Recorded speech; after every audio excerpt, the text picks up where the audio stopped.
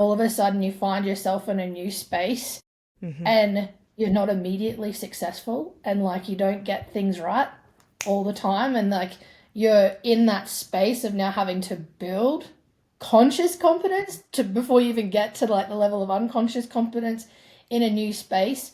That voice is vicious, right? And I think, from a psychology perspective, it's that cognitive dissonance, right? We hold these beliefs and thoughts about ourselves, but then our actions and the results are different.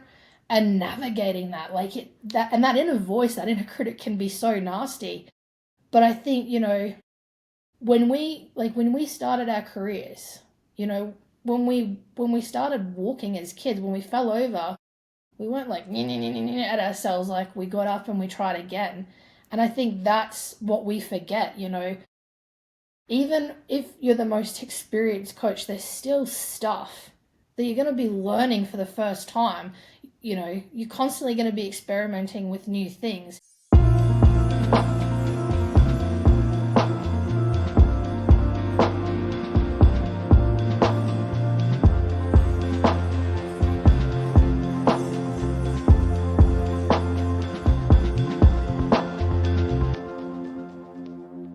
Well, hello and welcome back to the Amanda Kaufman Show. And we are continuing our series on the coaches that don't suck. So as I was going through my list of friends on the social media, I had to invite my friend Lauryn. So Lauryn is the founder and coach at Laurintium, and she helps mid-career professionals reclaim their careers and build extraordinary lives with over a decade in human capital consulting and change management, including at Deloitte. She blends strategic coaching with organizational psychology. She is so smart. Okay, so Lauryn has guided clients across 4 continents through career transitions and promotions using science-backed methods to transform professionals into leaders and change makers. Hello, Lauryn, and welcome to the show. Hello. Thank you for having me. Oh my gosh. So here's why I had to invite you. Every time I see Lauryn at an event, and I've seen her at many events, we were in a mastermind together for a while. She really stood out for me because she was one of those people that was like, make eye contact, hello. I had a lot of people would be like, hey, Amanda, and they would like wave, but Lauryn was like, hey, she was so excited to see me. And, we sat next to each other. We took notes together. We were high-fiving through the experience together. And of course, that led to dinner a few times. And, Lauryn is one of the smartest people that I have been at those seminars with. It's just such a pleasure to have you here. I'm glad you were here. I'm glad to be here. Honestly, it's so funny you say that because there's been plenty of times I'm like, I'm not smart enough to be sitting with Amanda. And it's interesting, right? How we like disqualify ourselves, yet other people have a completely different impression and perspective. Yeah, it's so true. It's so true. And like I'd love to unpack that a little bit too. We as coaches, we have to relate and we have to connect with people on a really regular basis. And so I noticed like when I even was reaching out to people who were they're promoting their business, they're online. But when I reached out and I said, hey, do you want to be on a podcast? They were a little reticent, a little hesitant. And I had a little bit of back and forth with you because you were like asking me the smart questions as you should, to just like make sure it was a legit, experience. And I think that is contributing a lot to our experience as coaches these days is like, who can you trust? What's their agenda? Are they really here to help? All that kind of thing. So I'm really curious, this is my first question, like what is your impression of the state of the coaching industry, today? We're in October 2024. What are your thoughts? Yeah. I think when I think about my experience coaching people, it's very similar to what you said. I think a lot of people that are our clients are just like the market feels saturated. It feels like it's saturated with so many different coaches for so many different things. We're hearing more and more about coaching, which I think is really, really exciting. I think as we're seeing, the world develop, particularly with, technology advancements, coaching is just going to become more and more important and more powerful. I truly do believe it's going to be a catalyst in so many places and spaces. But I do think there is that sort of hesitancy that people have because they're tired of being pitched to or sold to like a transaction when what they're really seeking is transformation. And I think you made a good point. And I'd say it's probably the only natural talent I have as a coach is that relationship, that connection. And that's not something that, you can really get to a depth with when you're just focused on the sale and the pitch and what you want and what you need rather than really tuning into the person and understanding where they're at. What do they need? Like, and it's not about, in marketing we hear all about pain points and this, that, pleasure points and all that jazz. But it's like, just who are they as a person? I've had more conversations with people about their kids, their cats, their holidays, like it's got nothing to do with the context of the space that we work in or maybe where they need a solution or change. It's just human beings. And I think the world is craving that more and more, especially as we're seeing more AI come in. And I think that's exactly where it's at for coaches as well. We're being really called to that higher level of human connection. I really love this. I've been it's so funny because as I reach out to people and I'm seeking connection and I've got a very open mind about what a relationship could be. That's definitely evolved from when I was an earlier, stage coach. When I was earlier in my business, it was very like black and white. Are you a client? Are you not a client? And one of my natural talents is definitely a hyper focus. It comes with the not so focused, right?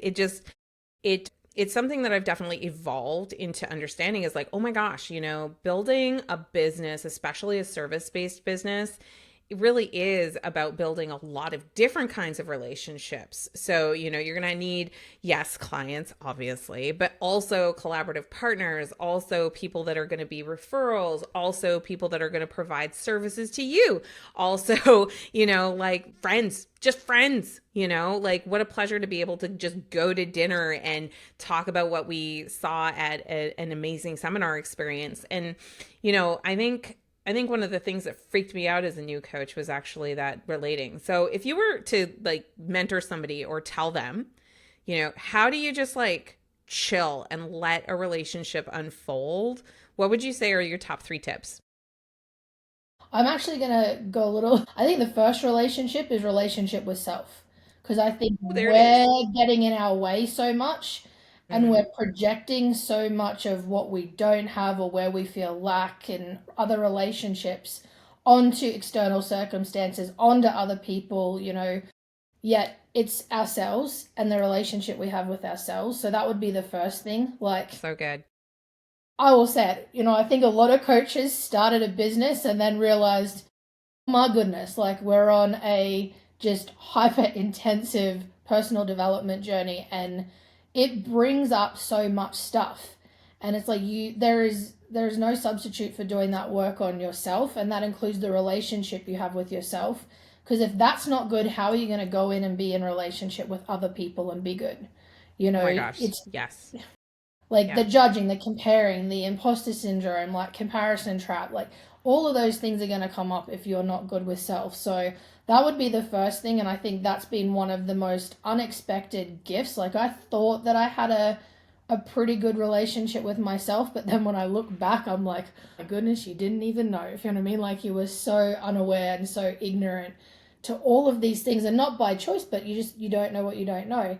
That would be Mhm. my first tip. My second tip is particularly because we've had that time in the last few years where we've all been at home, we've all been virtual. I'd say one of the other biggest things is putting yourself in the room, like getting back out into in person, because the relationships that you can build, like we talked about it, the difference between having a conversation on Zoom versus us going to dinner and having a chat, like getting to be in the energy of someone in person is very, very different to virtual. I will say I'm a big supporter of both, but you've got to put yourself in the room. And I see a lot of coaches where then, and not even just coaches, but the people that I coach that are in the corporate space, they don't put themselves in the room. So it's like if you're not there, how do you expect to build relationship? How do you expect to connect with people? And then I Yeah, think that my third, yeah. That's such a great point. Speaking as a coach based out of suburban Fort Worth, right? Like it is taking a tremendous amount of intention, both virtually and in person, to get in the room, because otherwise I'm in a big house in suburbia, right? Like how do you connect, right? Right? And I think so many, like particularly in the space that I'm playing in, there's that paradigm where people think, well, my employer should be giving me these opportunities and they should be paying. And it's like, that's not the world we're living in. Like, we have more access than ever before to put ourselves in rooms, whether it's virtually or in person. But we're making choices that keep us from accessing them. And we're That's blaming a lot interesting. of other circumstances. And it's like, well, come back to that relationship with self. Like, what's that Mm, belief, that mentality, that paradigm that you're holding on to that's actually, prohibiting you from being somewhere you want to be, that you need to be, that could be the difference that makes the difference. So that would definitely be a big one. And I'd add to that having an intention when you go into the rooms. I think that's been something that's changed my experience getting into rooms, is going in with an openness and a curiosity, but also sitting with myself and going like, what's my intention for this time? What do I want to get out of it? Because if you can set your intentions, it's going to change how you show up in the room. So for me, my intention and why you and I connected is I want to meet new people. And mm. if I don't set that intention, it's so easy to go in there and sit in my seat and stay in my comfort zone and not go and ask the questions and have the conversations. And that's another thing that I've observed a lot with coaches and clients alike. Even when they get in the room, then they sort of falter at that next hurdle where it's like, well, I'm in the room, but now what do I do? Oh, I've got to talk to people. Like, how do I connect? And that probably leads me to my third point, which is just be who you are. That is Mm. something I'm going to say. I look to you for this because in all of your content and all of our conversations, I meet the exact same person. You are real as real and you're human. It's not any like facade or bolster or anything. It's just I get to meet Amanda and I get to hear Amanda. I get to hear her points of view. I get to hear what she's thinking that day.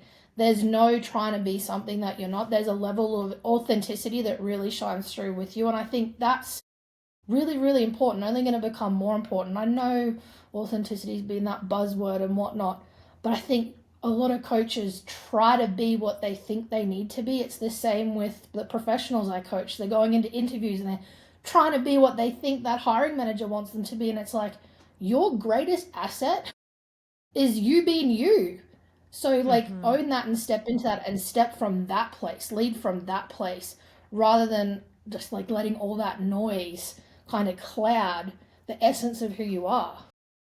Well, and I really appreciate you calling out some of my presence and my behavior. And I remember being in the early days of my business and being so scared that I didn't physically look like a lot of the really successful coaches. I had more children than a lot of the really successful coaches.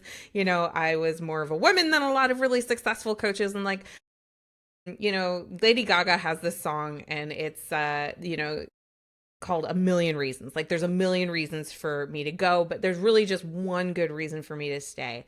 And I think about that song an awful lot when it comes to being more visible and like making the choices about your visibility, because even if you are being very authentic, I think you're right, that word kind of gets thrown around, but what does it really mean?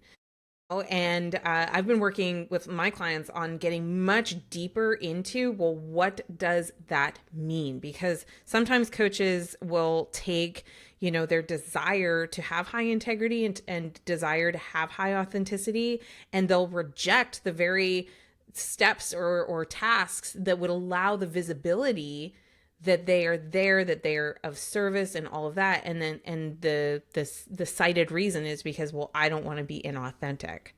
So, I wanted to come back to like the personal development journey side of things. What would you say has like been one of your top developments that you had to make personally in order to show up as a coach who doesn't suck today? I would definitely say, like, and I think about it, and what a lot of people don't know is that me starting my business wasn't exactly like an intentional choice. I was in Australia, I was working for Deloitte, and then my husband got the opportunity to transfer to the US. And, you know, pandemic hits, all sorts of chaos with working rights. And so I kind of fell into my business. And I was at a point in my life where I'm now coaching the people that I was back then. Someone who felt really dissatisfied and disenchanted, lost, stuck, stagnant, all the things in the career.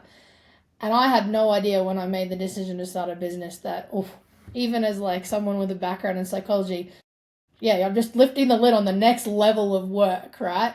But for me, I think, you talked about the authenticity and the visibility, right? And I remember being back then going, like, just the identity shifts of, well, I was a consultant and I was a psychologist and there's all these labels, but now I'm a coach.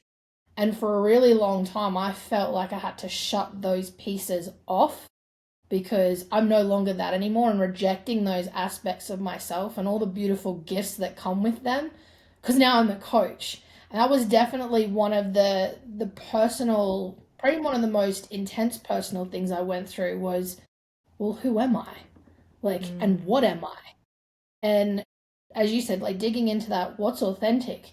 Because I felt so lost. There's plenty of people that had a background in psychology that were coaching, but similar to you, I'm going into coaching training and I'm the youngest person in the room. And I didn't get to the heights in my corporate career that a lot of people get to before they make the decision to go, all right, well, now I've learned enough and I'm going to go and coach.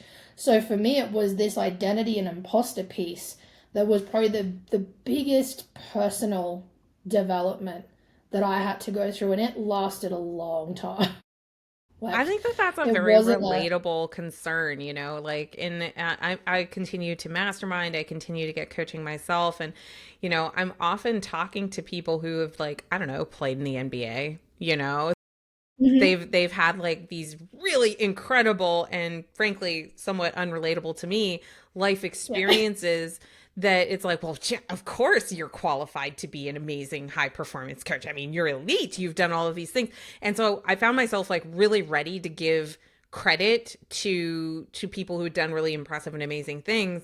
And I struggled with giving myself credit, and it wasn't until a few years yes. ago I was chatting with one of these coaches who was just starting out, just kind of figuring things out. And it hit me and I'm like, oh my God, I figured all of this stuff out already. Yeah. And It is. It's like like there was it's just like that this moment, click right? moment and I was like, I'm not a beginner anymore. Well, yeah. And I think that's a good point, right? Like, time is going to pass either way.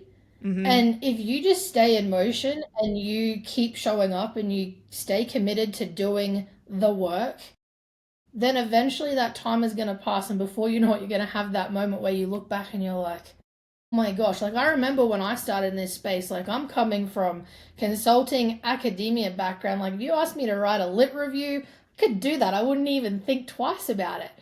Then I go into a space where it's like you're starting a business. You're starting a business in a foreign country that, you've just landed in. I'm like, what am I thinking?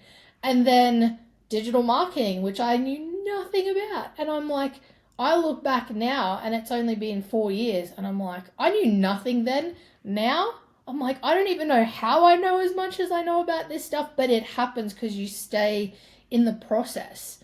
You You got to stay stay in in the motion. game. And Yeah. yeah, Yeah. exactly. And I think it's interesting. I remember those statements that people said to me that changed, like, just helped me shift how I kind of thought about things. I was really frustrated one day because it was that sense of how can I help people that I haven't got to the level they got to. And my husband just looked at me, he's like, have you ever considered that you had to go into corporate and work the years that you did and have the experiences that you had, and that you've been gifted the ability to see things that are broken and wrong and where the paradigm just continues to suck, and that perspective is what's going to make you such a powerful coach? because you understand it and you've seen it, yet so many people are going to work and they don't see it and they're trapped in it. I was like, oh, he has a point.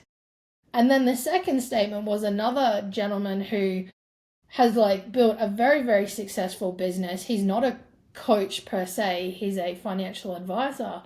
And he just said to me, he's like, do you think Michael Jordan's coach played basketball as good as him? And I'm like, well, no, duh. Because if he did, he'd be on the team. He wouldn't be the coach. Like, what kind of question is that? He's like, that's my point. He's like, you don't have to be as accomplished or as successful as the people that you coach.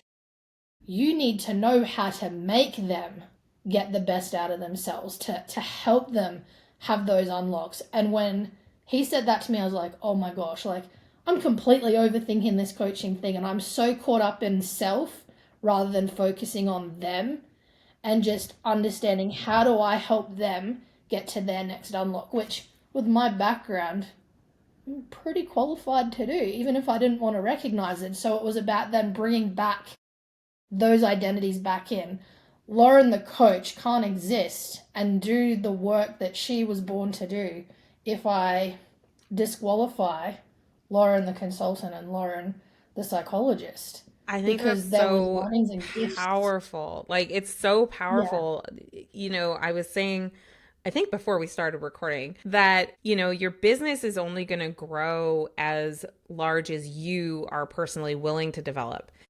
And, just one of the things that I certainly had to learn was my self-talk regarding disappointment, right? Mm-hmm. So, if, for example, if I had, tried some campaign or tried some endeavor or tried to establish some kind of a relationship and it didn't work out the way that I wanted to, you know, earlier days, my self-talk was just so honestly vicious. Like it was very like black and white, like you're stupid. I used to tell myself I was stupid all the time.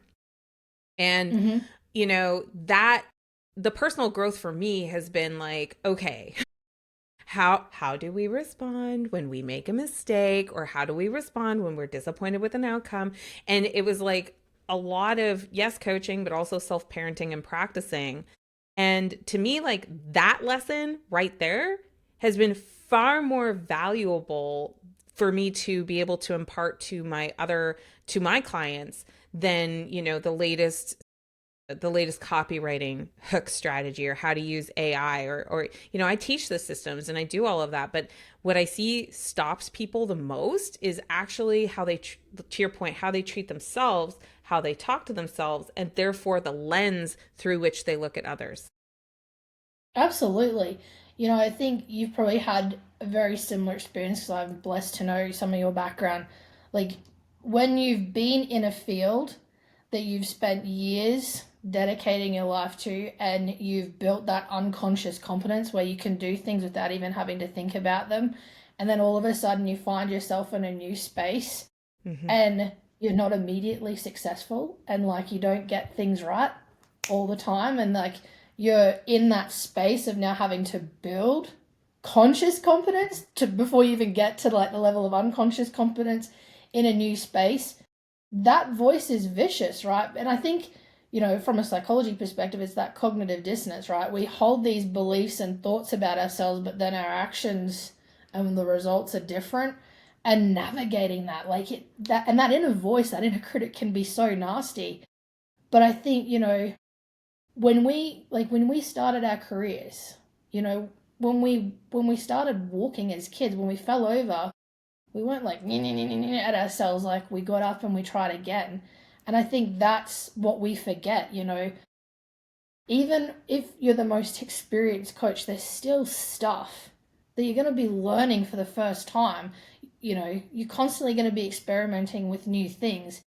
So whilst all the systems and the strategies and the hooks and the marketing is great, it comes back to what I was saying earlier. Like if that relationship with self and you're not parenting yourself and you're not talking to yourself and doing that inner work, then none of that's actually going to be as successful as it could be. And I'll actually argue that people who discount the value of the inner work are typically the people I see that are either jumping from career to career because they can't sustain it, And it's the same in coaching. They're the ones that have a business that within a few years they're burnt out because there's no Yeah. heart and soul in all. Like, I love systems and I love all that stuff, but the heart and the soul is the person. And if you don't get clear here, then you're not going to be clear with clients. So all the systems and all that doesn't actually matter because it's Yeah, not going to work. it's so true. Like the systems speed up something that's already working. And if you're not already doing the work Mm-hmm. of connecting with people, why bother putting $1 or an hour towards a single system? You've got to really be connected at a deeper level. And, you were kind of reminding me of some really valuable coaching I actually got earlier this year. We were just catching up, you and I, about, how long has it been? And I'm like, it's been like 6 months because I have been really focusing and doubling down. And part of that came from like a coach who said to me, Amanda, you're just not good enough yet. And he was like the first person Yeah. who like helped me with that. I loved what you just said, that dissonance of like the expectation that because I'd worked hard or because I'd been here for years or because I'd been da da da da da da da da, and I was wanting this like outcome that wasn't coming. And he just straight said to me, Amanda, you're just not good enough yet. Yeah. The Yet. yes. Right. And Yeah. But for how some many reason the people way that just he hear said the it, I first could bit? just hear it. But it was kind of that, like, to me, that's a sign of a really good coach that's like willing to tell you the truth and help you kind of pop those little bubbles of dissonance that are stopping you from doing your very best work, you know? Yeah. So, yeah. 100%. Like, I've, I've had a tough conversation with one of my, I was doing a discovery call this week and, I gave an hour of my time and, I met them where they're at, listen and do all those things. And at the end, and it was one of those moments, right, where I got to viscerally feel my own growth. If I think back to 3 years ago, as an early coach, you're like, oh, I've got to land every discovery call. Like, I need this client. And I just sat in this space, I listened, and I'm like, okay, what is truly in the highest service of this client? And I said to them, I'm about to say something loving, non judgmentally, compassionately. Coaching will help you, but you are not ready for it yet. You actually need more therapeutic support from what you've told me. That's not what I do. And once you've worked on that and you're at a different point, I'll still be here and coaching's still available to you. But being okay, as you said, to me, that is a similar thing. A coach that is willing to say the hard things and challenge. And that's what I look for, not just in a coach, but even in a peer group. We talked about collaborating. And that's something I've been a lot more discerning about in this past 12 months. So who are the people I can surround myself that aren't just going to tell me the sunshine and rainbows, that are actually willing to tell me the hard things that sometimes are really uncomfortable to hear, because then that allows me to go and do the work where I need to do the work to get the growth and the outcomes that I want. If I'm just surrounded by those people that are kind of always cheering, but never actually go, well, Lauren, you need to check yourself before you wreck yourself. Like, it's limiting me. And I think you said it beautifully, rising to the level that we do the work on ourselves. I say a similar thing, we can only rise to the level of our limitations.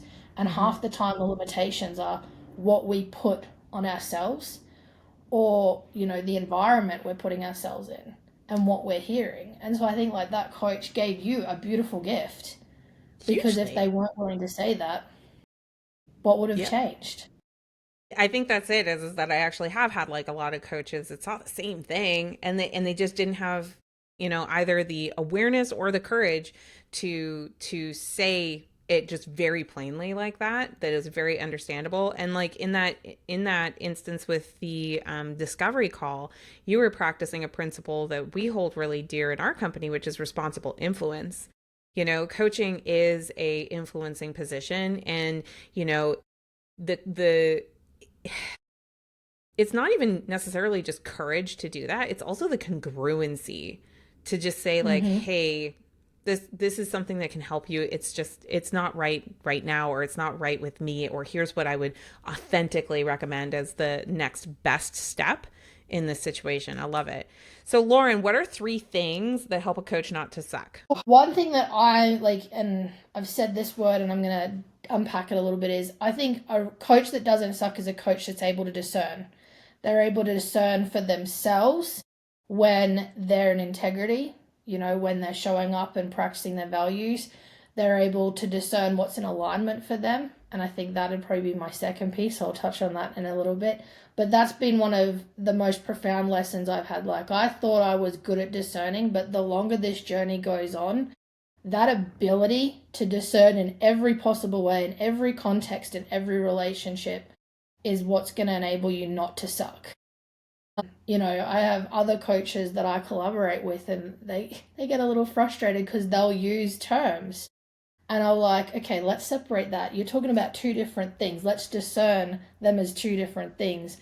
And it's frustrating, but to me, that's where a lot of my unlocks have happened as a coach. It's also where a lot of my clients get a lot of unlocks, is when we can take all the smush that you're putting in all together and actually be able to tease it out and start making things distinct. That's a very nerdy technical answer. My second thing is alignment. And, I kind of touched on it. Like, when I was early in the piece, it was like, and I'm a recovering perfectionist, so it was always about trying to do things perfect. And the further things have gone on, I've realized that alignment's actually more important than perfection. Mm-hmm. And again, I hate the word alignment because it's become a buzzword, but I have had people that just shook their head at me like, what are you doing? That's not the way you're supposed to do things. Telling me do a 10-minute discovery call. I'm like, Lauryn Girgenti could not do a 10-minute phone call even if you paid her. It's just not me. I'm someone who gets on the phone. I say hello. I smile big. I want to talk to you. I want to know the story. So I'm like, I'm doing an hour for a discovery call. That doesn't make good business sense. I'm like, well, just because it doesn't make good business sense and it's not the perfect way to do it based on someone else's blueprint, it makes sense for me, and it's in alignment with who I am, how I want to show up, and how I want to build a business. And so that would be the other thing. Have the ability to work out what is the best reflection of you and what you're trying to build, and have the courage to actually focus on what's in alignment for you rather than perfecting what someone else says you should be doing. That's when my business had an unlock. And I'm very, very lucky. I have a business that currently all 100% referrals. So my going deep on building the relationships has served me really, really well. Transacting, doing 10-minute calls, I don't think I'd be doing as good. And then my third piece, and again, it's so cliche, but the work on yourself is never done. There is no destination with it. It is a journey. And I think the biggest shift for me, everyone in my professional, personal life said this. I've always been someone that's done all the extracurriculars and the professional development. But when I actually invested in personal development and actually exchanging money, not just reading the book off the shelf, but putting myself in the rooms where that was the conversation. I had to meet some versions of myself that I didn't necessarily like, but was necessary for me to step into that next version, not just as a person, but as a coach. And that's when everything changed. So that'd be my three things. Those are amazing three things. And just, not that you need the validation, given that your whole point was about seeking your own alignment. Anybody who gives you a quick cocktail napkin answer of, oh, you just do this in business is still playing at business, and so just for gentle reader, as you are considering, should I have a 2-step process? Should I have an application? Should I do a 1 hour? Should I do a 45 minutes? That's a big fat it depends, and a very good reason to set up a call with me to figure out what actually does work that is scalable for you and your particular style. And what you just told me about all of my businesses come from referrals, that means you have a perfect process because it's working amazingly, And I think when people say oh, that doesn't make business sense, that's injecting an insecurity that's not even needed or necessary, and is generally in service of the person's ego or their lack of awareness of what all the different options are for business. Because There are so many ways to approach the relationship and the initiation of it and the cultivation of it and the sales process. And that's what kind of makes it fun. But I love that you brought up that example I because think people waste a people lot can of tell time us. looking for the right answer and the silver bullet. Well, exactly. And I think, people can tell when you're not doing things in a way that makes sense for you. Like, I know that people would not resonate with me. I would not be potent on a call if I did a 10-minute call. It's not that I wouldn't be the same, like, lively, talk with my hands, la la la la la, but people would feel like a harsh cut. They'd feel rushed. There'd be an energy alignment that is not the same as when I just give myself the permission to do what I know I do best and work from that place. And with business, you're right, like there are so many ways to do things. And I think that's, if I was to add two extra things to my list of three, the ability to critically think and the ability to experiment and not become complacent. So, yes, my process works right now, but I'm never going, well, that's it. I've just found the magical process and I'm going to keep doing this. No, I'm always thinking about how do I need to improve? How can I make this better? How can I do things differently that adds a better like value for my client or a better experience? Like, Exactly. to me, complacency is not an option, and experimentation is actually what business is. A Like, you, thousand and for percent. me, that And was hard because I was that perfectionist. It's like I want to do it right, and I want to do it right the first time.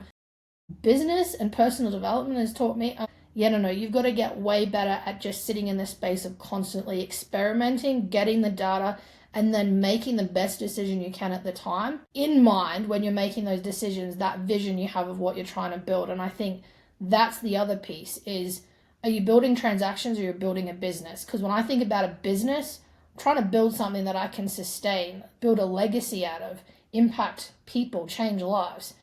That's not like each transaction might build a business for people, but can you sustain it? Is well, it and going that's to have the exactly it. longevity? And I love this point because, there was a season where I was doing like 2 hour long discovery calls and I met everybody in person and it was a very manual endeavor, Mm-hmm. at one point in my business. And then there was another point in my business where I was running, several thousands of dollars of ad spend in a week. And we did have a 10-minute call protocol. And it was a 10-minute call that went to, a longer one. But the process kind of shifted based on the difference in the context. And like I would never personally started with like the 10-minute call thing and running a whole bunch of ads, but getting back to like the NBA player who has like some capital Mm-hmm. to set aside, like they can go ahead and hire an agency like right away. So that's why all the decisions are so unique. Lauren, what is the best way for people to follow you and to catch up with you? Yeah, okay. So if people want to follow me personally, I'm on LinkedIn, so you'll find me there under Lauryn Girgenti. Otherwise, for Laurintium, we're online at www.laurintium.com, and then you can also follow us on socials on Facebook, Instagram, or LinkedIn. Amazing. And we'll make sure to include the links in the show notes below this episode.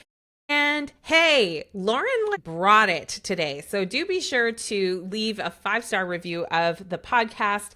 And that helps people to discover the podcast and to find out that it is good for them. And if you found anything really helpful in today's episode, go ahead and forward this on to 3 of your friends so that they can benefit from this conversation about authenticity and what it takes to not suck as a coach. Thank you so much for joining us today. And thank you for coming, Lauren. No, thank you so much for the invite and having me. This has been incredible. Amazing, amazing. Don't forget to subscribe yourself, listener, and we will see you on another episode. Okay, don't be mad, but it says starting and it says it's recording. So let's do this. If this did not save, are you open to me rescheduling? We seem to be having like all the techie fun. I think Mine says it's like 99% uploading, so I'm like, I ooh. know, but I'm like trying to hit stop and it won't actually let me. So I'm going to do this. Okay. Okay. All right. I'm going to hit stop now.